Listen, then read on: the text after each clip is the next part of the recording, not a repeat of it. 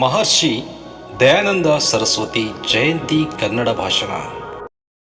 ವೇದಿಕೆಯಲ್ಲಿರುವ ಗಣ್ಯರೇ, ಶಿಕ್ಷಕರೇ ಮತ್ತು ನನ್ನ ಆತ್ಮೀಯ ಸ್ನೇಹಿತರೆ, ಇಂದು ನಾವು ಭಾರತದ ಶ್ರೇಷ್ಠ ಸಮಾಜ ಸುಧಾರಕ ಮಹರ್ಷಿ ದಯಾನಂದ ಸರಸ್ವತಿಯವರ ಜಯಂತಿಯನ್ನು ಆಚರಿಸುತ್ತಿದ್ದೇವೆ.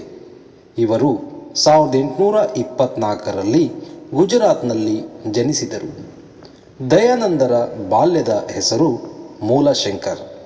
ಸತ್ಯದ ಹುಡುಕಾಟದಲ್ಲಿ 15 ವರ್ಷಗಳ ಕಾಲ ತಪಸ್ವಿಗಳಾಗಿ ಅಲೆದಾಡಿ ಜ್ಞಾನಾರ್ಜನೆ ಮಾಡಿದರು. ಇವರು ಸಮಾಜದಲ್ಲಿನ ಮೂಢನಂಬಿಕೆಗಳನ್ನು ತೊಡೆದುಹಾಕಲು 1875ರಲ್ಲಿ ಮುಂಬೈನಲ್ಲಿ ಆರ್ಯ ಸಮಾಜವನ್ನು ಸ್ಥಾಪಿಸಿದರು.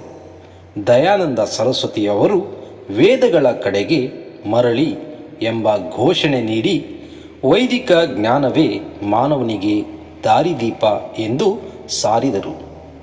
ಅವರು ಸತ್ಯಾರ್ಥ ಪ್ರಕಾಶ್ ಎಂಬ ಪ್ರಸಿದ್ಧ ಕೃತಿಯನ್ನು ರಚಿಸಿದರು.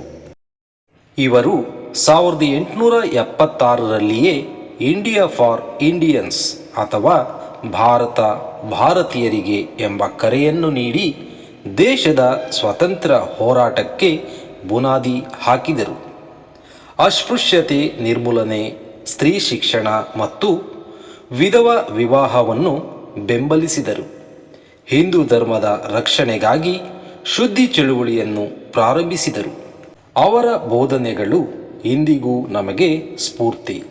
ಅವರ ಮಾರ್ಗದಲ್ಲಿ ನಡೆದು ಸತ್ಯದ ಅನ್ವೇಷಣೆ ಮತ್ತು ಮಾನವೀಯತೆಯ ಸೇವೆ ಮಾಡುವುದು ನಿಜವಾದ ಗೌರವವಾಗಿದೆ. ಅವರ ಜ್ಞಾನದ ಬೆಳಕು ನಮ್ಮೆಲ್ಲರಿಗೂ ದಾರಿಯಾಗಲಿ.